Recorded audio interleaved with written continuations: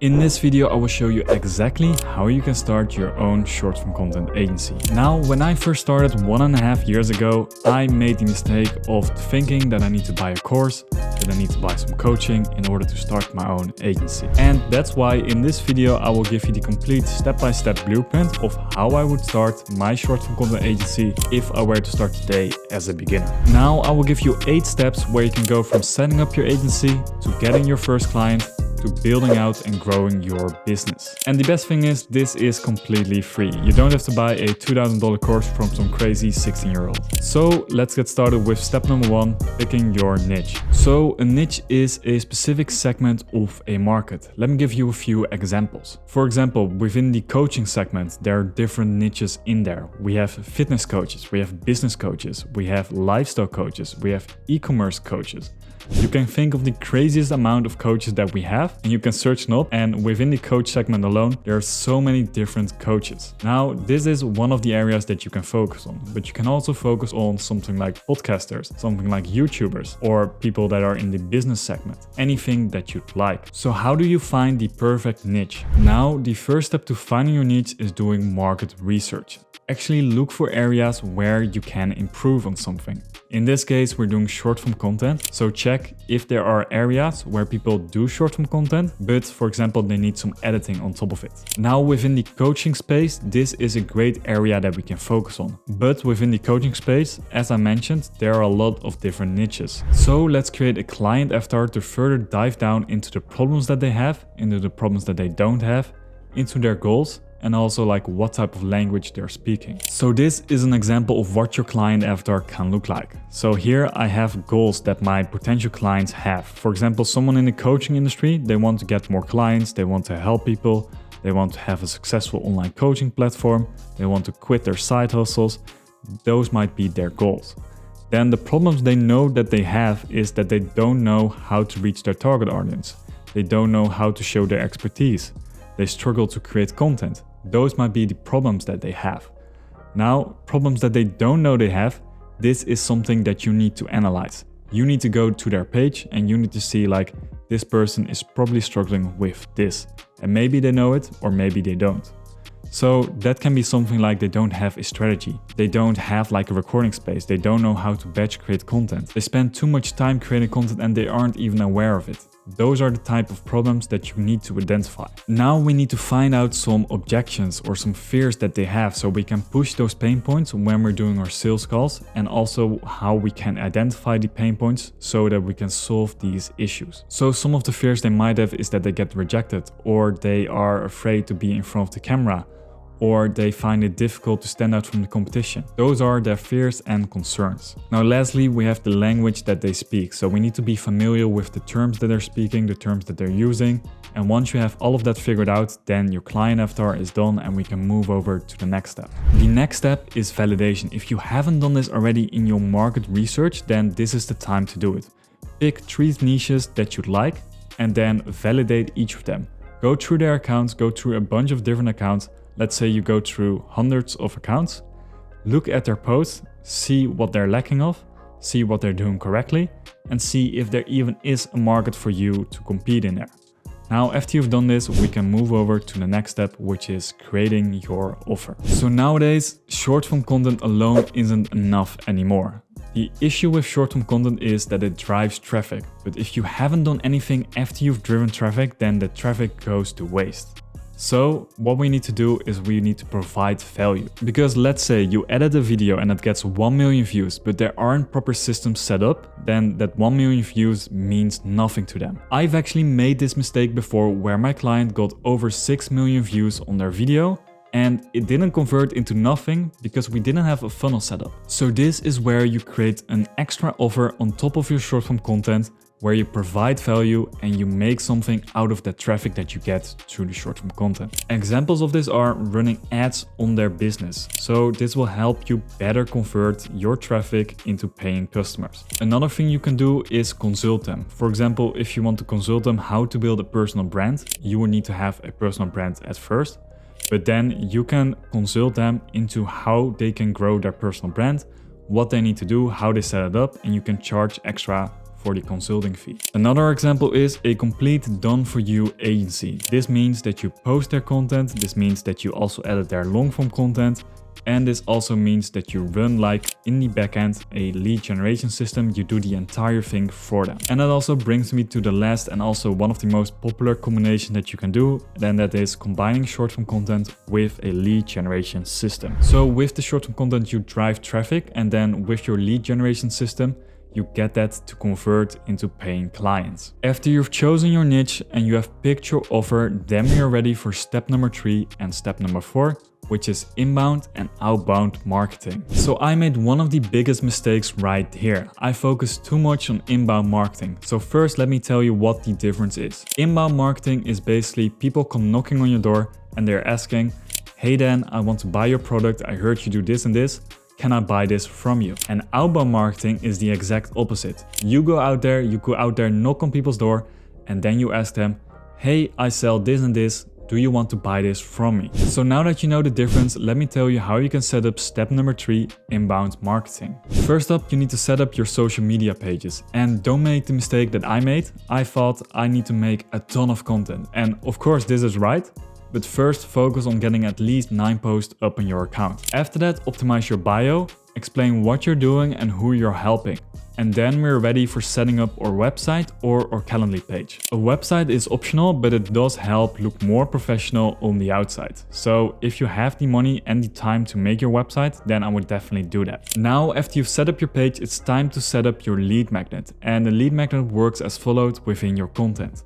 So you end all of your videos with something like this. Comment hook if you want me to share a list with over 100 hooks that I've implemented and tested and are the best ones out there. So now that you have your lead magnet in place, you can set it up through automated DMs. So every time someone comments hook, then you send them an automated DM and then you share your lead magnet. This way you're automatically in touch with all of your leads. Now that our page is set up, it's time to focus on outbound marketing. And outbound marketing is one of the things that you have to focus on if you are a beginner. So after you've set up your page, it's time to focus on outbound marketing. And don't make the mistake that I did, that I focused too much on creating content. Focus more on doing your outbound marketing. So how do you do your outbound marketing? Well, the first step is choosing your platform. This can be anything like email, this can be anything like Instagram DMs, or something like LinkedIn.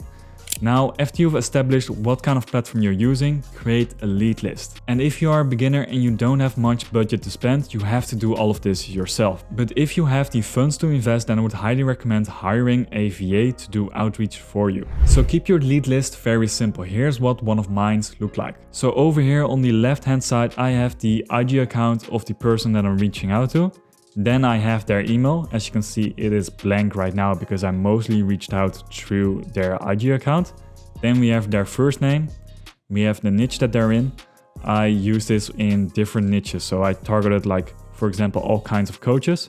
And then I try to identify what kind of niche I was in. Then I have 2 important metrics from what I can write my customized messages on. So one is the real subtitle. Do they have subtitles? So is there a chance for me to edit their short form content? And is their content high quality? If it is no, then this is a good way for me to do an upsell where I can also do some consulting and give them tips on how to create better content. Now, next to that, I have the status, and here is what I have done in terms of outreach. It can be either like a message, a voice message, a video, or anything like a Loom. And then we have some extra info. Here I basically write anything that like I spot when going through their page. So this can be anything like they just have like basic subs, they have a bad quality, or they only posting trends, and anything where I see like a chance, like here I can pitch a good idea. Now it's time to do the outreach, and for this I use the following structure. First off, I always start off with their name. Then I give them a personalized compliment or a personalized message. Within it, I provide some value, and then I pitch a freebie. This can be anything from like creating a free video to them or giving them free advice, anything like that. And then I end it off with a proof of concept. This can be anything like your portfolio, results from your other clients, or any work that you have previously done. I use 4 different strategies for doing outreach. The first one being sending them a customized video. I create this using Submagic, and this helps me create a customized message really fast. So the way that works, I literally record a video, then I run it through Submagic, and then it slaps on some subtitles in there. and then it's ready to send it, and then I send it through the Instagram DMs. I will leave a link including a discount code in the link in the description down below so you can try it out yourself. Now another method you can try out is a Loom, where you record yourself and your screen, and then you do kind of like a strategy session, but you keep it really short. The other two ways are a basic message, and for this, if you're using this, I would say keep it unique, make everything a personalized message. This will really help you in the long end, but it takes a lot of time. Then the other one is doing a voice memo. This goes really fast, like within like 30 seconds you can send out a voice memo, and you can also see if they have opened this. So after you've set up your inbound and outbound marketing, you will probably get some calls through your lead magnets, through the outreach method. So now it's time to do your sales. For this, you need to learn some basic sales, and don't over exaggerate this. Don't get too salesy, just be yourself. Being yourself really helps closing the client, because you don't go out of your comfort zone trying to close someone. The only advice I would give you is ask a bunch of questions. Now, the questions you should be asking are as follows. Ask them what they're struggling with in terms of their content. Ask them what their biggest pain points are. Be specific with this.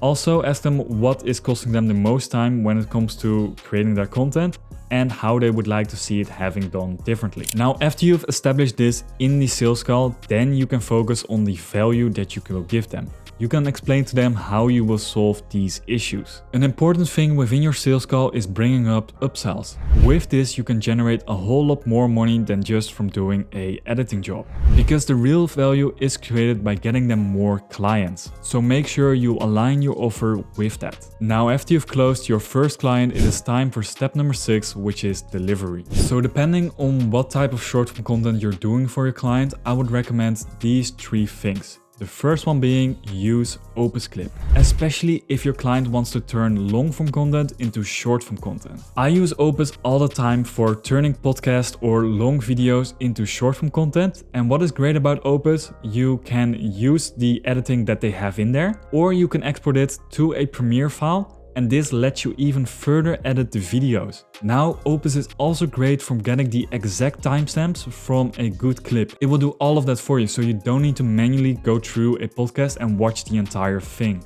But if your client has dedicated shorts, then I would recommend using Submagic. As I explained, Submagic is great for adding in captions. It can also do some animated shorts, add B-roll in there, and overall it provides some great looking shorts. Now I will leave the link for both tools in the description down below. The third option, and also the highest quality option, is using an editor to edit the shorts. Now you can do this yourself if you have experience. Otherwise, I would suggest outsourcing it to an editor to help you with that. Keep in mind, this will be more expensive than the previous 2 options, but it will also give you better results. So that brings me to step number 7, setting up your team. If you want to create a short form content agency that brings in a lot of clients, then you need to have a good team. Like, your team is literally the backbone of your company. So the team members that I would advise getting is at least having 1 to 5 editors, depending on how big your agency is. Now start off with a great editor and treat the editor well, because they are literally providing you the product. Besides that, I would advise getting a VA for doing quality control. Especially if you're doing more than 100 shorts per month, then you don't want to quality control all of those shorts yourself. The last person you need to hire is a VA for doing outreach. Now, doing the outreach yourself will save you a lot of money, and also in the beginning I would actually advise it, but after you've gotten the hang of it, you actually might want to outsource this to someone else so you can focus more on growth.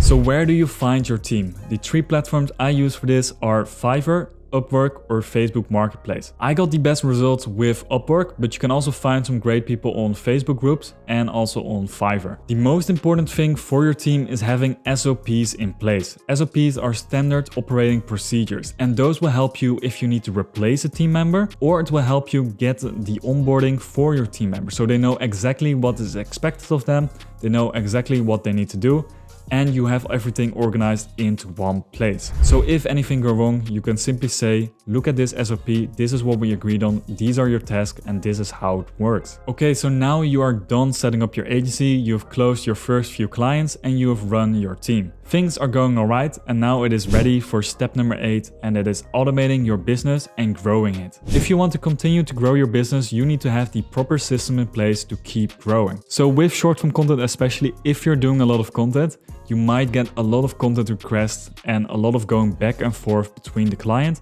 of what they want and how the video should look like. So for this, I would advise setting up a Zapier integration with a Google form. What you do with that is you send the Google form to your client, and then in the Google form, you have a bunch of questions like, what does the reel need to look like? Are there specific timestamps? What kind of elements do you want me to include? And once they hit send, then you get an automated Slack message saying the exact details, and you can share this with your team. Another thing I would suggest is hiring appointment setters. They can do all of the work that is required in the DMs, and they will close the clients for you. So that is basically how you start your own short form content agency from scratch. If you follow all of these steps, then you can grow from 1 client to 20 clients within 6 months. Now, if you find this video helpful, then make sure to leave a comment. And if you want to see more videos like this, or you want to learn how to use Submagic to edit your videos, then watch this video at the end right here.